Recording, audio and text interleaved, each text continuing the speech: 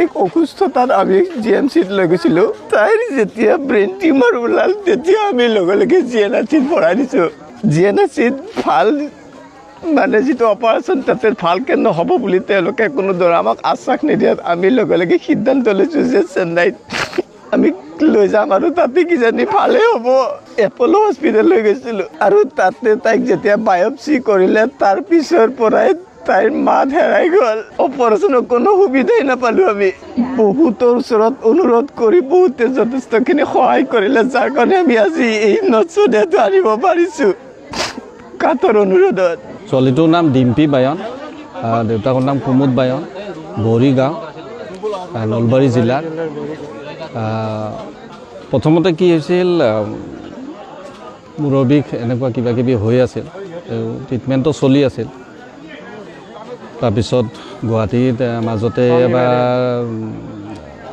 ট্ৰিটমেণ্টৰ কাৰণে নিছিলোঁ, কিবা কিবি পৰীক্ষা কৰিছে, কিন্তু বিশেষ তেতিয়া ধৰা পৰা নাই সেইটো। তাৰপাছত আকৌ যেতিয়া বেছি হ'ল ছেকেণ্ড টাইম আকৌ গুৱাহাটীত লৈ যোৱা হ'ল, তাতে GMCত ভৰ্তি কৰিলে। তাৰপাছত লাহে লাহে চিৰিয়াছনেছটো আহি আছে আৰু এদিন কি হ'ল,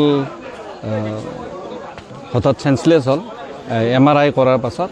তাৰপাছত ICUত থোৱাৰ কাৰণে কৰিলে, ৰেফাৰ কৰিলে, ডক্টৰে এডভাইচ কৰিলে। তাৰপাছত ICU তেতিয়া আৰু খালী নাই, বেড খালী নাই। তাৰপাছত GNRCত ভৰ্তি কৰা হ'ল, তাতে ICUত থ'লে, আকৌ চেঞ্জ আহিল তাতে। তাৰপাছত এই অপাৰেশ্যনৰ কথাটো আহিল, কেঞ্চাৰ বুলি ধৰা পৰিলে আৰু। তাৰপাছত ঘৰৰ মানুহে চিন্তা কৰিলে যে এই যদি অপাৰেশ্যন কৰিব লাগে তেনেহ'লে সোনকালে বাহিৰত নিয়াই ভাল হ'ব, তেতিয়াই হয়তো ভালৰ ফালে আহিব পাৰে। সেই ভাবি এই চেন্নাই লৈ যোৱা হ'ল, মানে ফ্লাইটেৰে নেক্সট দিনা। তাতে যিদিনা গৈ পাইছে ডক্টৰৰ লগত আলোচনা কৰি এই অপাৰেশ্যনৰ কথাটো আহিল যে অপাৰেশ্যন কৰিবই লাগিব সোনকালে। তাৰপাছত নেক্সট দিনা অপাৰেশ্যনৰ আগত বায়'পচি কৰিলে, আকৌ কনফাৰ্মৰ কাৰণে। বায়'পচি কৰাৰ পাছত আকৌ চেঞ্জটো অহা নাই আৰু, তাৰপিছত কমাত যোৱা বুলি শুনি আছোঁ। তাৰপাছত যি সেই কমাত গ'ল, তাৰপাছত ভেণ্টিলেটৰত ৰাখি এনেকৈ ICUত ৰাখি থোৱা হ'ল। তাৰপাছত অপাৰেশ্যনৰ কথা এতিয়া অহাই নাই আৰু, যিহেতু চেঞ্জ অহাই নাই। তাৰপিছত এতিয়া ভেণ্টিলেটৰ আকৌ তেতিয়া এই দেউতাক আৰু সৰু খুৰাকজন এই ঘৰত আছিল, তেওঁলোক দুয়োজনকে লৈ যোৱা হ'ল আকৌ, মানে ইয়াৰ পৰা নলবাৰীৰ পৰা। তো দুয়ো আকৌ ফ্লাইটেদি গৈ চেন্নাই পালে। তাৰপাছত তাতে ডিচিশ্যন ল'লে যে ভেণ্টিলেটৰ, তাৰমানে তাৰ আগত ভেণ্টিলেটৰ খোলাৰ আগত এটা পৰীক্ষা কৰিছে, এই দুটা পৰীক্ষা কৰিলে, দুয়োটাতে একেই নিগেটিভ ৰিজাল্ট আহিছে, যেন মানে হৈছে, ব্ৰেইন ডেড হৈছে তাৰমানে। তাৰপাছতে ডিচিশ্যন লৈছে যে এই ভেণ্টিলেটৰ খুলি দিব আৰু। কিমান বছৰ আছিল?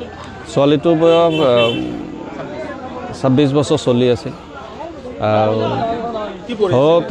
তেওঁ BA পাছ কৰিছে ছোৱালীটো, আৰু কম্পিউটাৰৰ কিবা এটা কোৰ্চ কৰিছে। আৰু ঘৰত তেনেকৈ অৱস্থা ভাল নহয়,